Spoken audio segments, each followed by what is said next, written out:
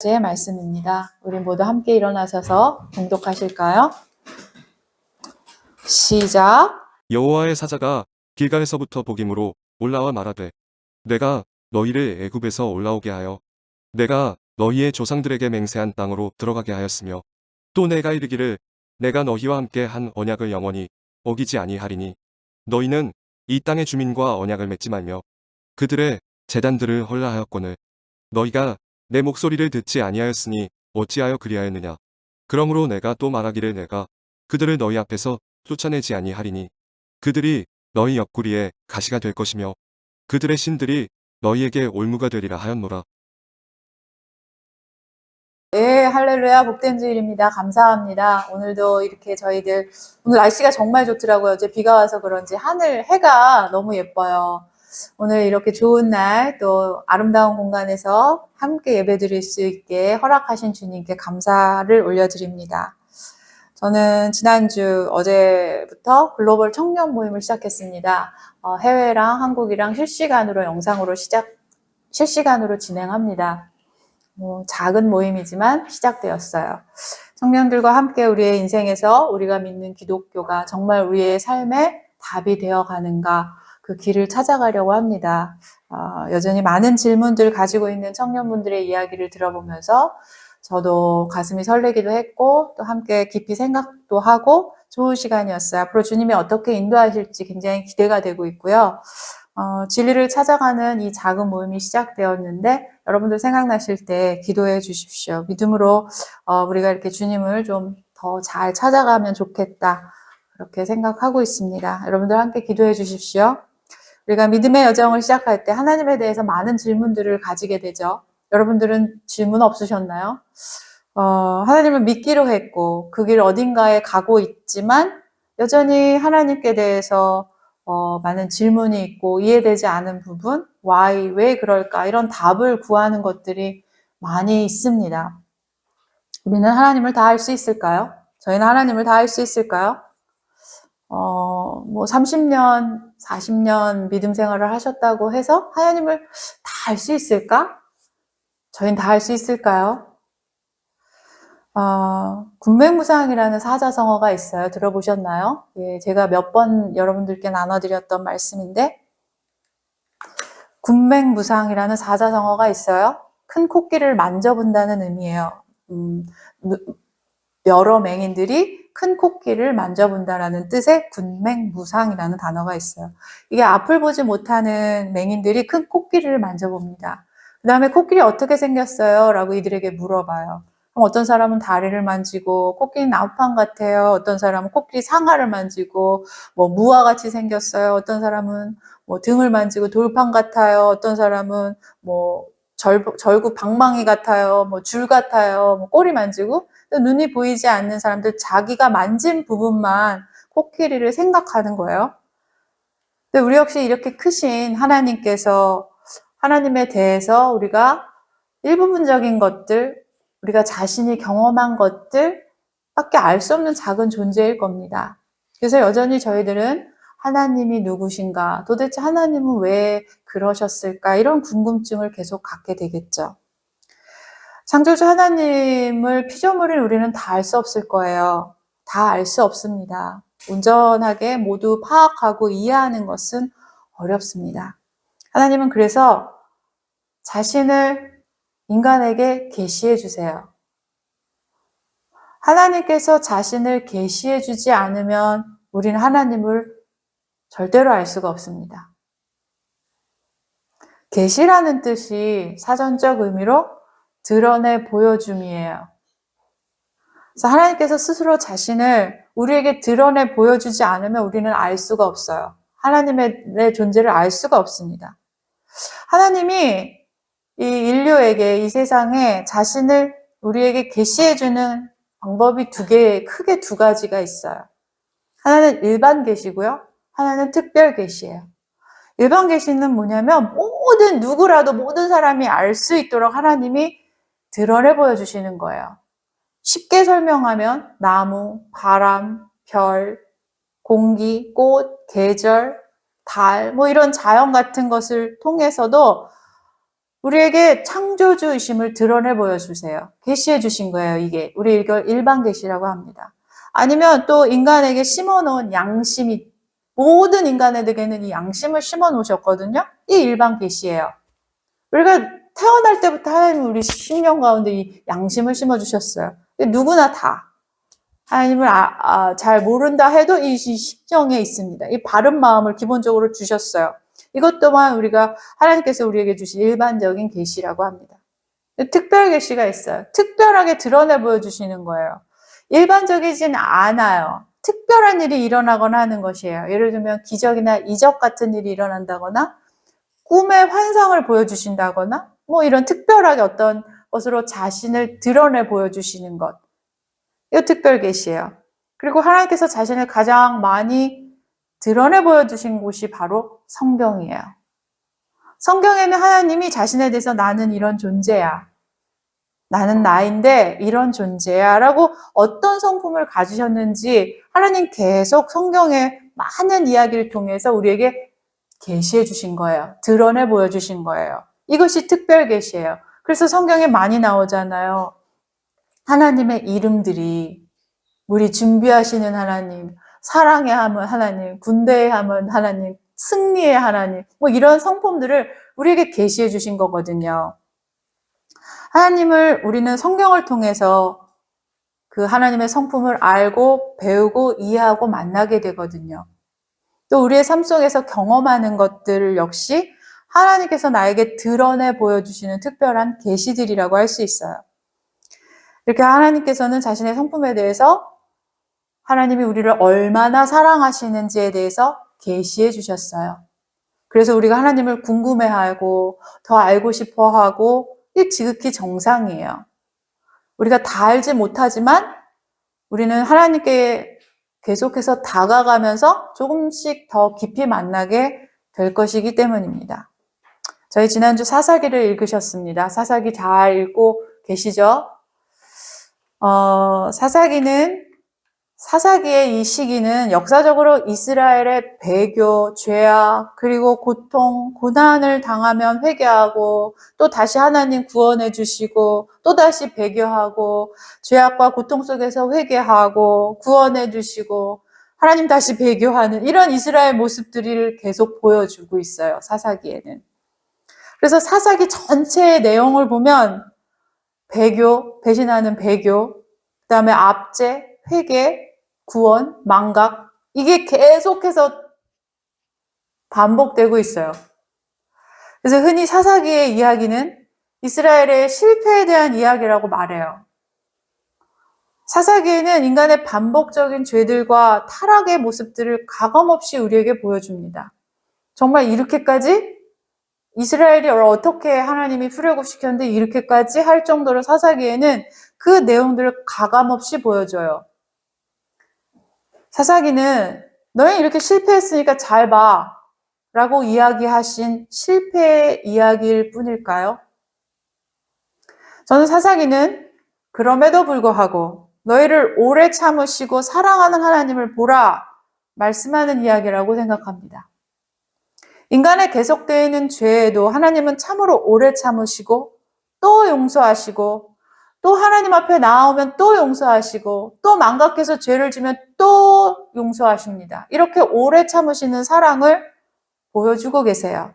그 놀라운 하나님의 구원 역사를 쓰고 계십니다. 사사기의 이야기를 좀 해볼까요? 하나님은 이스라엘 백성을 애굽에서 구출해내시고 가나안 땅을 기업으로 주실 것을 약속하셨어요. 이스라엘 백성들은 모세가 죽고 여호수아와 함께 가나안 땅으로 들어갑니다. 여호수아 시대의 가나안 땅은 완전히 정복된 것이 아니었어요. 그동안 여리고성을 함락하고 또 승리한 일들, 남쪽 연합군들을 모두 이긴 사건들, 북쪽의 왕들이 공격해왔던 전쟁에서 승리했지만 아직도 가나안이 이스라엘에 의해서 완전하게 평정된 것은 아니었어요. 여호수아서를 보면 가나안 정복이 하루아침에 모두 승리로 끝났다가 아니라 처음 요셉 지파, 유다 지파의 정복의 이 사역에 비해서 다른 지파들의 가나안 정복은 굉장히 지지부진합니다. 그 이야기들이 성경에 계속 기록되고 있거든요. 그래서 여호수아는 자신의 죽음을 앞두고 이스라엘 백성이 하나님만을 굳게 믿어야 한다고 계속해서 거듭거듭 강조합니다. 그렇지 않으면 너희들 멸하시리라 그 마지막 유언을 해요. 여호수아 24장 20, 21 함께 읽습니다. 시작. 만일 너희가 여호와를 버리고 이방신들을 섬기면 너희에게 복을 내리신 후에라도 돌이켜 너희에게 재앙을 내리시고 너희를 멸하시리라 하니 백성이 여호수아에게 말하되 아니니이다. 우리가 여호와를 섬기겠나이다 하는지라. 여호수아의 지금 이후에 이 동시대에 살았던 동시대의 이스라엘 백성들은 모두 죽고 난 후 이제 사사시대의 본격적인 역사가 진행돼요. 사사시대는 출애굽하여 가나안 정복이 끝나고 다윗 왕조가 세워지기는 요 시기까지의 역사적인 시간을 기록한 거예요. 이 시대의 이스라엘 백성들은 하나님께서 명령하신 정복 사역을 온전하게 감당하지 못했습니다. 가나안 땅은 온갖 우상들을 섬기고 있었고 도덕적으로 최악의 상태였으며 타락한 상태였어요. 하나님은 이미 오래전에 이 땅을 징벌하실 것을 시작하셨습니다. 이스라엘은 하나님의 공의로움을 믿음으로 하나님과 함께 이 의로운 하나님의 군대가 되어서 가나안 족속을 징벌하고 그곳에 하나님의 나라를 세워가야만 했던 백성이었어요. 사사기는 이스라엘이 결국 하나님의 명령대로 가나안 땅을 모두 멸절하지 못했다라는 것을 기록합니다. 이스라엘은 여호와를 믿는 믿음과 신앙 안에서 하나가 되어서 가나안을 정복해야만 했지만 그러지 못했어요. 가나안 족속들의 온갖 우상 숭배들을 받아들이기 시작했고 이들은 서서히 무너져 갔습니다. 벤자민 자손도 가나안 자손을 다 쫓아내지 못하고 함께 거주합니다. 므낫셋도 마찬가지예요. 가나안 족속이 결심하고 그 땅에 거주하였더니 에브라임도 똑같이 가나안 족속이 거슬려서 그들 중에 거주하였더라. 아셀 족속도 마찬가지예요. 그들을 쫓아내지 못함이었더라. 함께 했다는 거예요. 이게 가나안 정복을 온전하게 정벌하지 못했다는 이야기예요. 가나안 족속은 그들 가운데 함께 거주하였으니 로 끝나고 있어요. 계속. 하나님께서는 모두 멸절하라고 하셨어요. 근데 이스라엘은 가나안 족속을 모두 멸절하지 못했습니다. 그들과 함께 거주했어요. 그들 것들을 그대로 받아들이고 같이 살았다는 거예요. 오늘 본문이죠. 여호와의 사자가 길갈에서부터 복임으로 와서 이스라엘에게 여호와의 목소리를 청종하지 아니하는 죄를 범했다라고 말해요. 이들이 이렇게 가나안 족속들을 징벌을 온전하게 하지 못하자 여호와의 사자가 길갈로부터 내려와서 이들에게 이 말을 전하고 있어요. 이 길갈이라는 곳이 어떤 곳인가 하면 이 길갈이라는 곳은 요단강을 건너서 가나안으로 들어가 처음 진을 쳤던 장소예요. 앞으로 여리고와의 전투가 남아있어요. 앞으로 이제 진짜 가나안과의 전투가 남아있어요. 우리가 요단강 건너는 이야기 지난번에 함께 나눴잖아요. 그 길갈이라는 곳에 처음 진을 쳤던 곳이 길갈이에요. 하나님께서는 길갈에 모두 머물라 라고 하면서 그곳에서 이상한 걸 시키세요. 이스라엘의 모든 남성들을 할례받게 하라라고 해요. 할례라는 게 뭐냐면 남성 생식기 표피를 잘라내는 의식이거든요. 이게 하나님의 백성이야 라는 이 구별의 의미의 의식이었어요. 이것을 길갈에서 모두 멈춰서서 진을 치고 할례를 행하라 라고 하나님께서 명령하셨단 말이에요. 현대로 보면 이제 큰 수술을 한 다음에 몇 주는 누워 있어야 돼요. 아무것도 할 수 없는 상황이에요. 이 성인 남성이라는 것은 싸울 수 있는 전투력이에요. 군사들이었어요. 그들을 모두 이렇게 수술하게 하고 몇 주 동안 아무것도 못하게 해요. 이제 정복해야 하는 그 땅에 들어가자마자 하나님께서 이런 일을 시켜줬단 말이에요. 이게 바로 길갈이에요. 바로 전쟁을 치러야 할 가나안 땅에 들어가서 할례를 행하라 하신 것은 구별된 하나님의 백성으로서의 정체성을 이들에게 가르쳐주고 계신 거예요. 여기서 이스라엘이 할례를 하라 해서 이것을 순종했다는 것은 하나님의 말씀을 따라 순종했고 믿음을 지켰던 장소라는 거예요. 그것이 바로 길갈이에요. 그저 여호와의 사자가 왔더라가 아니에요. 길갈에서부터 왔대요. 이것을 왜 집어넣었을까? 이 말씀을. 이 길갈이 그런 의미라는 뜻이죠. 죽음조차 지금 적진에 바로 있어요. 이들의 소문을 들어서 가나안 민족들은 다 알고 있습니다. 요단강을 어떻게 건넜는지 그 소문이 다 났어요.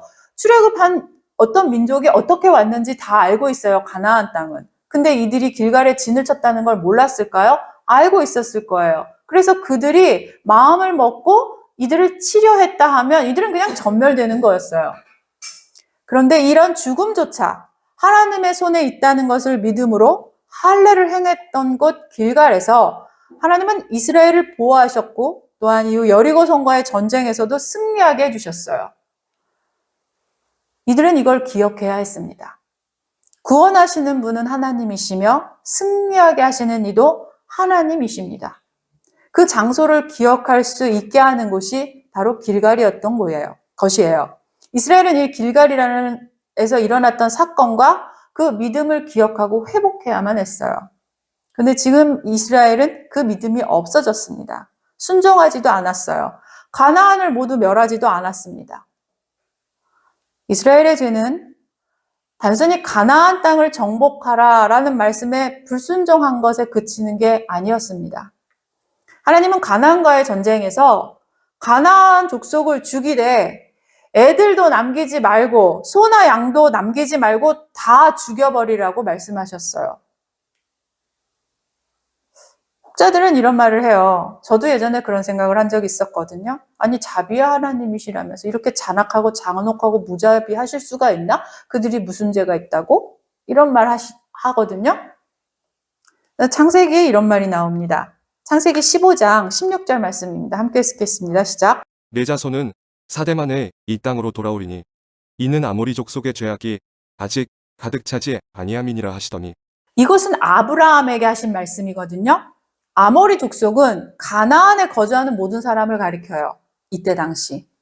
하나님의 심판은 완전한 때가 이르기를 기다리고 있었어요. 사사시대, 그러니까 이제 이 가나안 땅에 들어가서 모두 진멸하라라고 하신 말씀은 사사시대에는 이미 이 땅에 죄가 가득 넘쳤다는 것을 의미합니다. 다시 말하면 하나님께서 소돔과 고모라를 멸하셨던 것처럼 그들의 죄 때문에 그들은 심판하신다는 의미를 담고 있어요. 또 한 가지는 하나님은 아브라함에게 내가 네게 지시할 땅으로 가라. 그곳에서 내가 너로 큰 민족을 이루어 복을 주어 이름을 창대하게 하리라. 복의 근원이 되게 할 것이다. 라고 말씀하시거든요. 창세기 12장 1절 2절 함께 했습니다. 시작. 여호와께서 아브람에게 이르시되 너는 너희 고향과 친척과 아버지의 집을 떠나 내가 내게 보여줄 땅으로 가라. 내가 너로 큰 민족을 이루고 내게 복을 주어 내 이름을 창대하게 하리니 너는 복이 될지라. 이 언약의 말씀을 통해서 알 수 있듯이 이 땅은 하나님께서 하나님의 백성을 살게 하시는 곳, 하나님 백성의 영역이라는 것이에요. 하나님께서 선택한 백성을 살게 하는 곳, 하나님 백성의 영역이라는 뜻입니다. 따라서 가나안 땅에서 그처럼 잔인하다 싶을 정도로 모든 악의 근원을 쓸어버리라 라고 하신 것에 대한 의미에 대해서 우리는 하나님의 마음으로 바라봐야 해요. 가나안의 정복, 모든 것을 멸절하라고 하신 말씀은 오늘을 사는 우리에게도 동일하게 말씀하고 계시기 때문입니다. 우리는 하나님께서 자신의 백성을 살게 하실 그곳, 하나님의 백성의 영역에서 모든 악을 제하고 멸절해야 합니다. 교회는 이 전쟁을 함께 해나가는 곳이에요. 우리는 교회로 부름을 받았습니다. 교회의 모든 악에 대해서는 철저하게 구별해내고 멸절해야만 합니다. 모든 악의 근원을 쓸어버리라고 말씀하신 하나님의 명령을 우리는 지켜야만 합니다. 왜냐하면 교회는 하나님의 나라가 세워지고 하나님의 백성의 영역이기 때문이에요. 그런데 교회가 이 일을 온전하게 행하지 못하고 악을 제거하지 못하고 그대로 함께 공존한다면 하나님은 더 이상 교회를 통해서 역사하지 않으실 겁니다. 교회는 그렇기 때문에 악과 싸우는 이 사명을 충실하게 행해야만 합니다. 가나안 족속과 함께 거주하였더라가 되어서는 안 되는 거예요. 최근 들어 유명 선교회 대표의 죄와 타락이 크게 기사화가 되고 있거든요. 굉장히 나름 설교도 유명하셨고요. 사역으로도 굉장히 유명하셨다고 합니다. 많은 분들이 충격을 받아서 지금 그 기사들이 저희들 이쪽 교계 쪽에서는 많이 회자되고 있는데, 아무리 유명한 목사라든지 지도자로 추앙받는 사람이든지 한순간의 죄로 인해서 무너져 내릴 수 있습니다. 그게 아무리 작은 죄라고 보여질지라도 하나님의 눈에는 죄는 죄일 뿐이에요. 이것을 우리가 기억해야 합니다. 이 땅의 거민들과 언약을 맺지 말라. 그들의 제단을 철저히 파괴하라는 것이 하나님께서 명령하신 일이었어요. 그들과 언약을 맺는다는 것은 함께 살기로 마음을 먹었다는 거예요. 그리고 공존의 길을 선택하고 화평의 조약을 맺는다는 거예요. 그들의 제단을 부시지 않았다는 것은 가나안의 우상을 용인하고 그 우상과 함께 하겠다는 의미예요. 모든 악을 쓸어버리고 제하라는 명령 앞에서 그들과 화평하기를 원하고 그들의 우상과 함께 공존하겠다라는 것이 어떤 의미인지 우리는 생각해 보아야 합니다. 우리는 우리 안의 죄들과 화평할 수 없어요. 우리는 우리 안의 죄악과 화평할 수 없어요. 그것들이 내 안에 거하기로 허락해서는 안 된다는 것입니다. 그것을 내가 허락하는 순간 우리는 우상을 따라갈 수밖에 없어요. 내 안에 있는 죄를 왜 화평하게, 이 정도면 괜찮겠지, 이 정도는 내가 가져갈 수 있겠지, 화평의 조약을 맺는 순간 우리는 우상을 따라갈 수밖에 없습니다. 그들의 제단을 따라갈 수밖에 없어요. 우상은 하나님의 자리에 대신한 모든 것들을 말합니다. 그게 무엇이든지. 우리가 절에 가서 절을 안 한다, 사이비 종교에 가서 절을 안 한다라는 의미가 아니에요. 그것만이 우상이 아니에요. 하나님의 자리에 다른 것이 있다. 하나님의 명령의 자리에 다른 것이 있다. 하나님의 명령을 따르지 않지만 그것을 따르고 있다면 그건 내가 우상을 따르고 있다는 거예요. 제가 제가 얼마 전에 아주 오래전에부터 해야지 했던 서랍 정리를 했어요. 얼마 전에. 근데 되게 오랫동안 방치했던 이게 서랍이어가지고 막 되게 뒤죽박죽이 되어 있어요. 어떤 게 중요한 물건인지, 어떤 걸 버려야 하는 건지를 모르겠을 정도로 엉망진창으로 되어 있어서 오랫동안 제가 방치했었기 때문에 이게 너무 큰 일이 될 것 같아서 제가 그동안 다음 해야지 하다가 되게 오랫동안 방치해버렸어요. 그래서 이제 서랍을 정리하기로 하고 과감하게 이제 버릴 것들 버리고 이게 종류별로 정리를 짝짝짝짝 했어요. 분류하고. 근데 이거 해보신 분들 청소 좋아하시는 분들 알겠지만 이거 해보신 분들 알죠? 이 정리를 딱 하고 나면 굉장히 기분이 좋아요. 엄청 좋습니다. 이 성취감과 쾌감이 엄청나요. 이 깔끔하게 정리된 그곳을 보면서 한동안 제가 이게 신경 써서 이제는 관리하고 유지하려고 저는 애쓸 거예요. 그냥 막 집어던지지 않고 내가 정리한 대로 아니야. 그리고 똑바로 다시 넣어놓고 그래서 예전처럼 막 방치하거나 막 던지지는 않을 거예요. 이제 정리된 대로 제가 하려고 노력할 겁니다. 우리의 영적 상태 역시 이럴 거예요. 너무 오랫동안 방치해둔 서랍처럼 혹시 우리의 영적 상태가 버려야 할 것들을 버리지 못하고 뒤죽박죽 되어서 손도 대지 못하게 이렇게 방치된 채 오랜 시간 있게 된 부분은 없는가? 정말 여러분 한번 뒤돌아보셔야 합니다. 우리 한번 뒤돌아봅시다, 진심으로. 저는 그동안 이제 여러분들을 만나면서 상담과 기도 사역을 해오면서 느낀 것이 있어요. 버려야 할 것들. 분명 제하에서 끊어내야 할 것들이 있는데도 움켜쥐고 안 버리는 분들이 계십니다. 하나님을 믿는다고 하면서 하나님을 따라가고 싶다고 말씀하시지만 그것을 버려야 할 것이라는 것을 하나님이 기뻐하신다는 것도 알지만 버리지 않으세요. 움켜쥐고 계속 가지고 있습니다. 안 돼요. 이거 갖고 있을 겁니다. 마치 제가 의지를 드리는 것 같아요. 아, 내가 이 죄가 있는데요. 정말 끊어내고 싶어요도 아니에요. 어떤 분들은 보면. 이거 오래된 거예요. 알고 있는데요. 이거 오래된 거라 한 번에 안 돼요. 라든가 아니면, 아유, 내가 이게 여기서 이걸 끝내겠어. 아, 이건 영원 죽는 날까지 이 정도는 이런 마음을 갖는다거나, 그냥 그 죄와 함께 공존해 가는 것을 선택하고 있는 겁니다. 가나안 땅의 모든 것을 멸절시키지 못해서 그들을 공존시켰을 때 이스라엘의 타락과 부패를 보았던 것처럼, 하나님께서 모든 것을 멸절시키라라고 한 것은 이유가 있는 것입니다. 여전히 움켜쥐고 있고 버리지 못하고 오히려 우상이 되어버린 것이 있지 않으십니까? 우상은 왜 버리지 못하는 거예요? 하나님이 버려라 하면 그냥 버리면 되잖아요. 근데 버리지 못하는 거예요. 이거 갖고 있어야 돼. 버릴 수 없어요. 하나님의 명령을 따르지 않는다고 그러면 그건 우상입니다. 가나안 족속을 멸하지 못하고 그대로 남겨두고 그들과 함께 거주했다는 것이 왜 그렇게 문제가 되는가? 라고 우리 질문해 보았을 겁니다.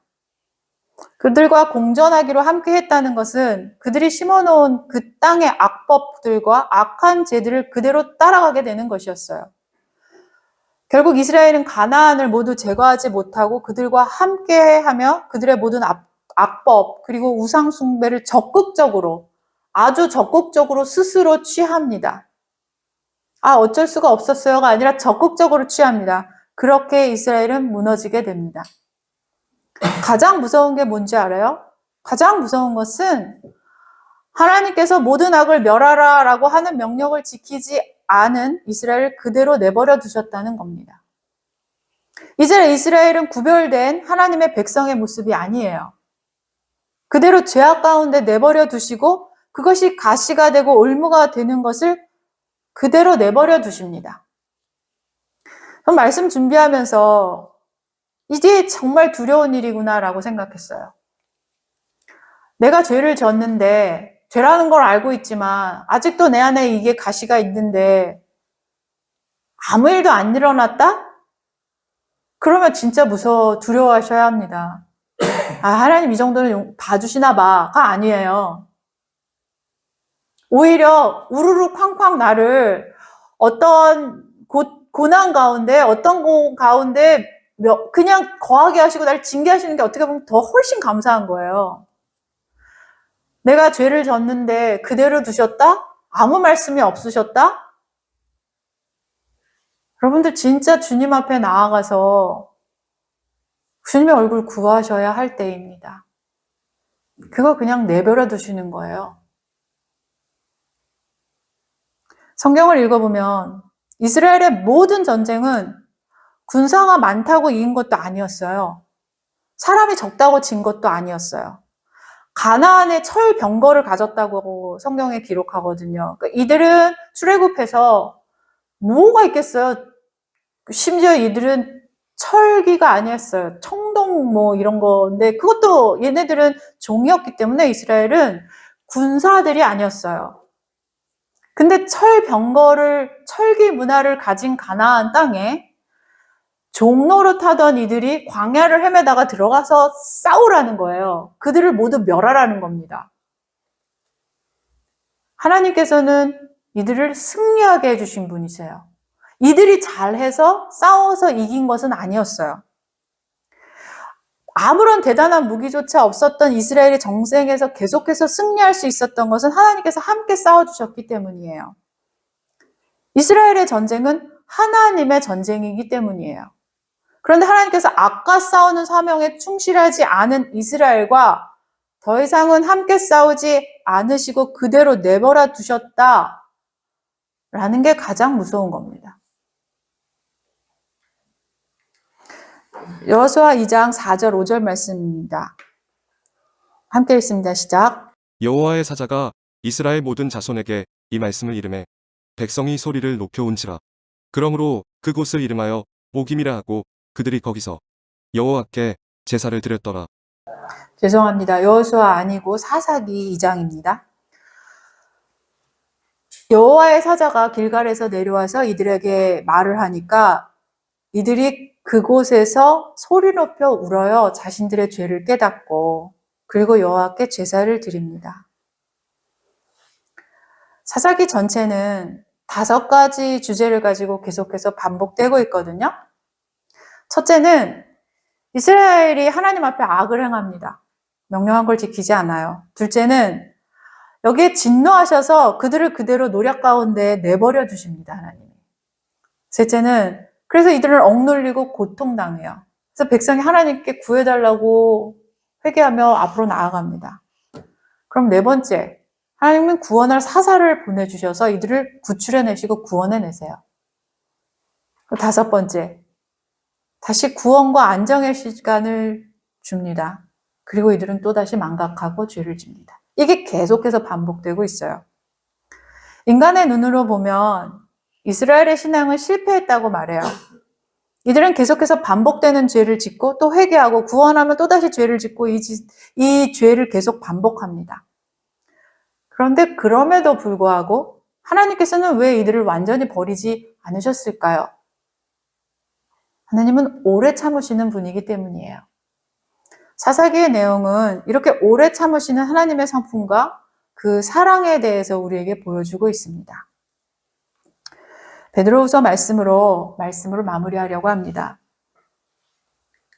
네, 베드로후서 3장 9절 말씀입니다. 함께 읽습니다. 시작.